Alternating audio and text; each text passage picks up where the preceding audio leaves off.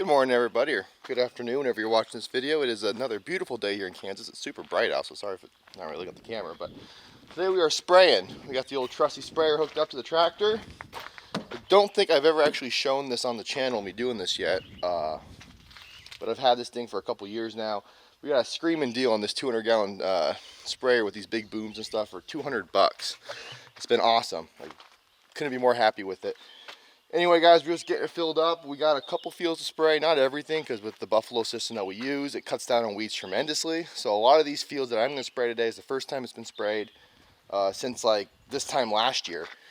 And even though the weeds that are in there aren't even that much, but I just want to get a head start since I'm leaving to go back to Alaska for at least a month. So we're getting this all filled up.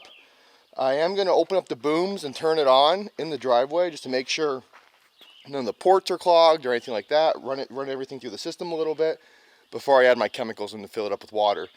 But yeah, it's perfect spraying weather. It's 70 degrees, sunny. We got rain a couple days ago. The ground is just starting to dry out. The ground is just now becoming pretty dry. And all these plants are just soaking in that sun today. We haven't had sun in a couple days, so.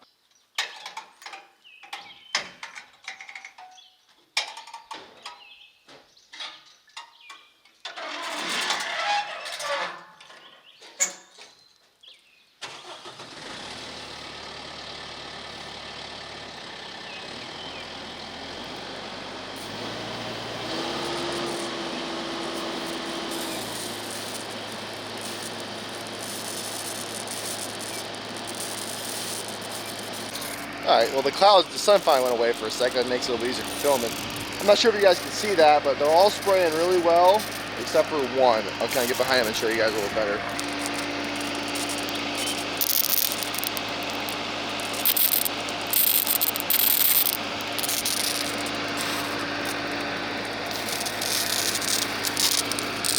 Alright guys, well this thing continues to fill up. We're getting pretty close. Now I'm going to add the chemicals. The beans I use are Roundup Ready. They're Eagle Seed beans. So the combination that I use is Roundup, which I'm not exactly sure what brand this is. I get it in bulk, but as long as you're using glyphosate as the active ingredient, you should be fine. You don't actually have to use Roundup brand. And then I also use Vapor Guard and Loctite along with it. Another thing I should add, if you're messing with chemicals, be careful. Stuff's not good for you. You know, wear goggles, wear gloves, whatever you think you need to be safe, but you don't want to get it on yourself, and you definitely don't want to get in your eyes. So with that being said, I'm going to get these chemicals all mixed up. By that time it should be about full.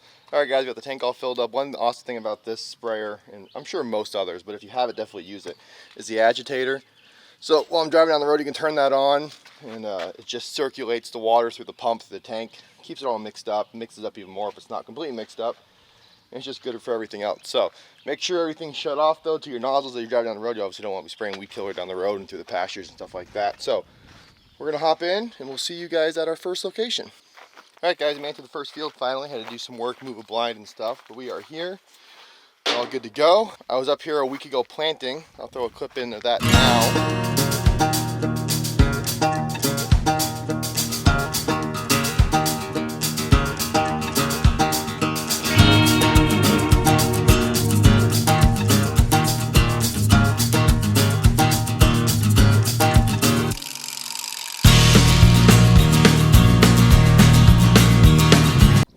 All of our other food plots, they always look great. Well, not always, they usually look great and they're awesome. And we always preach about no fertilizer and we don't do a lot of work. We don't till anything up. This is a first year food plot. So we went through, we sprayed it last month. It killed it, but then you see some new stuff that's came up. We're planting it today. I'm going to go back with Roundup next couple days. Kill it hard, spray it hard again. It won't hurt the beans. Try to kill as much as we can. There'll still be some weeds. There'll still be some stuff coming out that I'll have to deal with next winter probably, but just to show you guys, our food plots, they don't start beautiful. You know, this is just last year's was just cattle pasture that we just fenced off and started spraying. We're on top of a hill. I mean, it's not bad soil, but it's not like ideal lowland bottom ground. You know, it's up on top, just pasture really. So this is a 90% of our food plots start every year, or you know, every time, and then obviously as years go on, it gets better. I mean, hopefully we can show you guys success in this field, but we'll see how it goes. So stay tuned or stick with us, or I gotta get to work now. So anyway, that was about a week ago, and looking out here, this, like I said, this is all new. I don't know, we added about 3.5. We added 3.5 acres to this 1 acre food plot. This was all pasture a month ago. I sprayed it once with 2,4-D and Roundup plus Vapor Garden Loctite. It killed it really well, but just it's been like it's probably been a month and a half now. New stuff is coming up. There's still seeds that hadn't sprouted when I sprayed the first time. So I am out here again spraying it with just Roundup this time because there are sprouts all over the place. This is 1 week from planting it, and I can show you here. These are all little bean sprouts. They are all over the place. Great germination throughout this whole field. But as you can see, it's the grass, some of the native grasses are still fighting back a little bit. So we're gonna hit them again with Roundup, and that should be good for the year, hopefully. You never know with new stuff. So this is the first start. This is the first step of the buffalo system. You know, getting out of pasture. There was hundreds of cedar trees in this 3.5 acres like a month and a half ago. I didn't get any footage of us removing it, but it took us all day with the skid steer. This was all brush. We had to brush hog it and spray it.